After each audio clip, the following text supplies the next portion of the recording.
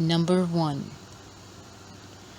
When my youngest son was 6 years old, his class was going to take a field trip. He was all excited about it the night before, as this was his first field trip. The day of the outing, Brandon woke up and said he wasn't going. I talked to him until I was blue in the face, telling him how fun it would be, etc. I asked him why he didn't want to go. He told me something bad is going to happen. My husband even took Brand to the school, and he wouldn't get on the bus. I was so mad. He was going to miss out on a good time. At 1 p.m., my husband called me to tell me that the buses had crashed on the way home. No one was seriously injured.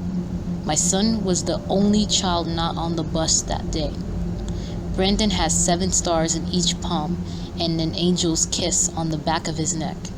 He also comes from a family history on my mom's side of witches.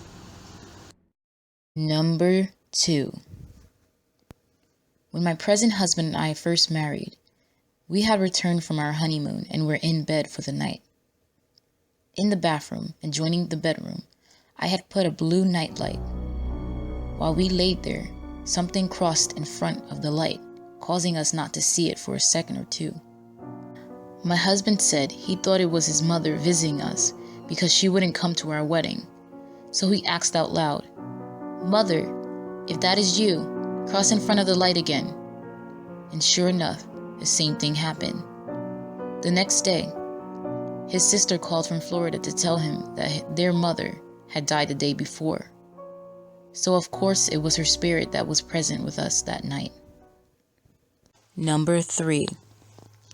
Some years ago, I was attending a church that was going to join its sister church in Albany, New York for a conference.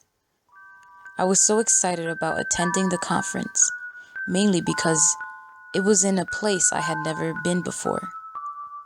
The morning of my departure, I was dressing before a mirror when I looked and saw the face of a handsome young man inside a picture frame over my right shoulder.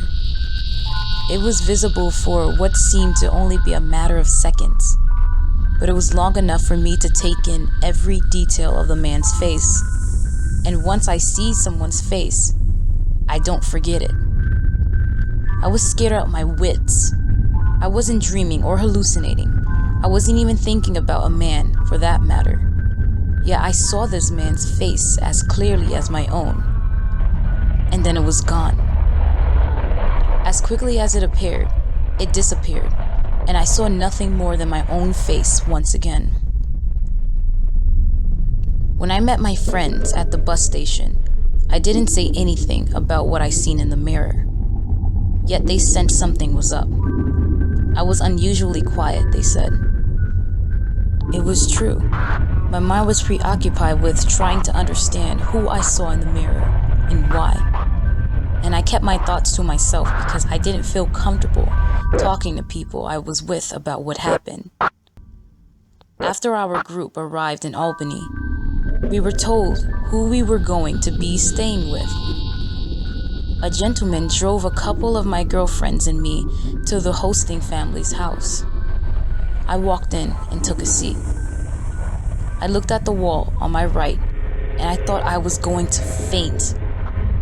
There was the picture of a man I had seen in the mirror at my home, exact in every detail. I met him in person later that day. There was nothing particularly interesting about our meeting. He was very handsome. He was an everyday person. I wondered to myself why I saw his face beforehand, but I just couldn't. And still can't find any explanation, so I stopped looking for one. Instead, I just keep it quiet away in my memory until someone with a listening ear and a mind that's open to the possibility that such things can and do happen comes along. Number 4. On October 30th, 1995, as my husband and I raced our way along the San Diego, California freeway to be on time for the birth of our future goddaughter, a voice in far back of my mind kept bothering me I drove. I could clearly understand what it said, over and over again.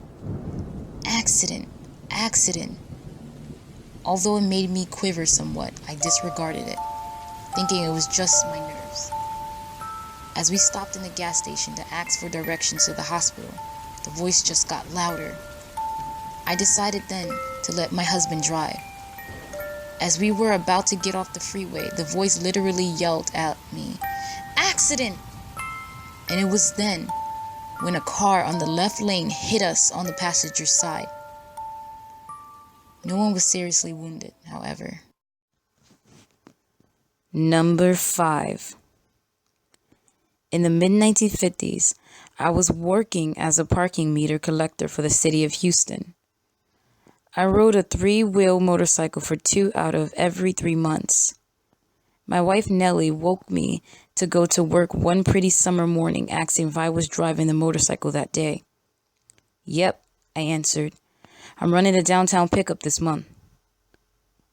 "I want you to swap jobs with someone on the walking route today," she said, looking me right in the eyes. "You're nuts! It's a hot summertime out there, and you want me to walk the streets?" I answered.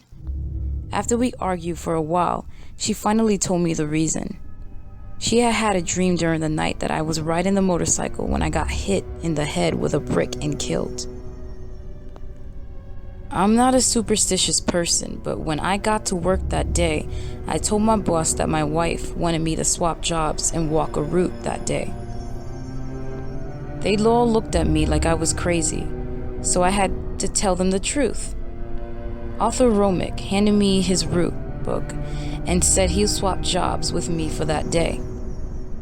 After I finished walking a 6-mile route in the hot sun and made it back to the city hall, I didn't see Romick in the office and asked if he had come yet. The boss said yes. He had finished, but he had to go over to the hospital because he got hit in the shoulder with a brick.